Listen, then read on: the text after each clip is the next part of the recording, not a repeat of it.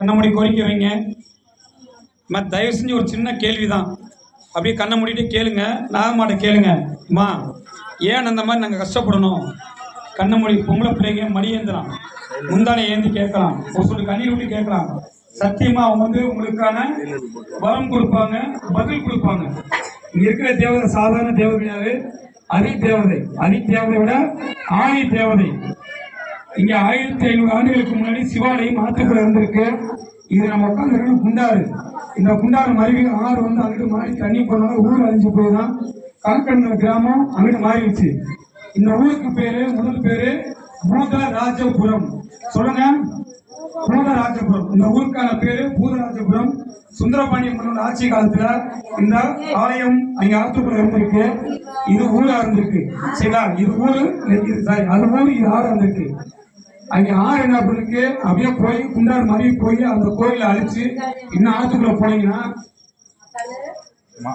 போனீங்கன்னா ஒரு சிவாலயம் கிடக்கு.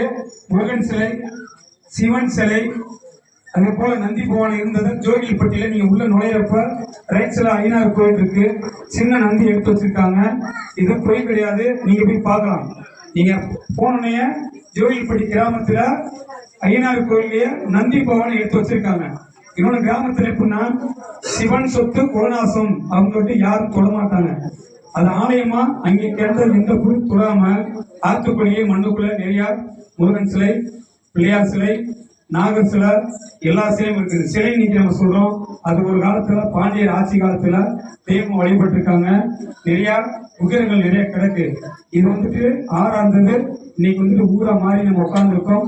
அங்க இருக்கிற முழு சக்தி, அந்த சிவனும் சக்தியும் சேர்ந்து என்ன பண்றாங்க? சிவனும் சக்தியும் சேர்ந்து இங்க ஆட்சி பண்றாங்க. அதுக்குத்தான் நாக சிவ சக்தி. சொல்லுங்க, நாக சிவ சக்தி. இங்க புற்றமா இருக்கனால நாகமா நம்ம சேர்த்துக்கிட்டோம். நாகமா சேர்த்துக்கிட்டோம். இங்க ஓம் சக்தின்னு சொல்லுவாங்க, நீங்க நாக சிவ சக்தின்னு சொல்லுங்க. கண்ணை மூடிட்டு, தயவு செஞ்சு கண்ணை மூடிட்டு, சரிங்களா? சொல்லுங்க. இன்னொன்னு, இப்ப கண்ணை திறந்த விஷயம் சொல்றேன். ஓம் சக்தின்னு சொல்லுங்க. நாக சொல்லுங்க, நாக நாக. தொண்டக்குழியை தொடுங்க, தொண்டக்குழி நாக நாக நாக. இந்த இடத்துல நெஞ்சுக்குழி, இதுக்கு பேர் நெஞ்சுக்குழி. சிவ சிவ சிவ சிவ சக்தி சொல்லுங்க. தொப்புல கை வைங்க, சக்தி சக்தி சக்தி. இது என்ன உணர்ந்தீங்க? நாகன்னு சொல்லுங்க, அதிர்வு. நெஞ்சுக்குழியில சிவன் சொல்லுங்க, அதிர்வு. சக்தி தொப்புளுக்குழியில அது சக்தி. சக்தி கிடையாது, தாயோட கருவறையிலிருந்து தொப்புளுக்குழியா கற்பனையா ஒரு உயிர் வருது, ஒரு உடலும் உயிர் வருது. அதான் இங்க நாக நடந்தது. சிவன் என்ன சாப்பிட்டாரு? விஷம் சாப்பிட்டனால அங்க தொண்டக்குழியில ஒரு பொருட்கள் சொல்லியிருப்பாங்க. நாக நாக சிவ. நெஞ்சுக்குழியும் போது அது இருக்கா சிவ சக்தி. சக்தின்றது அம்மா தாய், சிவன்றது நெஞ்சுக்குழி, சரிங்களா?